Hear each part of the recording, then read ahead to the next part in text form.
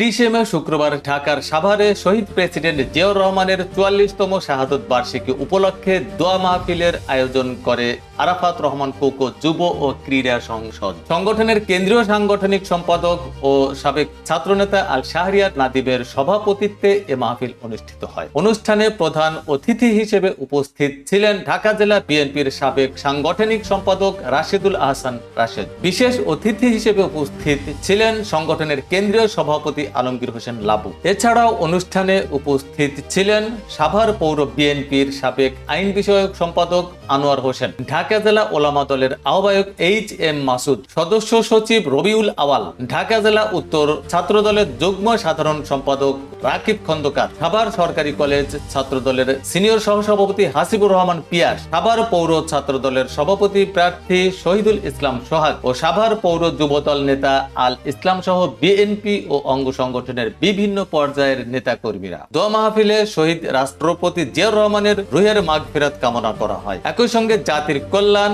গণতন্ত্রের সুপ্রতিষ্ঠা এবং দেশের শান্তি ও সমৃদ্ধি কামনা করে বিশেষ মোনাজাত করা হয়। শেষে উপস্থিত সবার মাঝে তবরক বিতরণ করা হয়।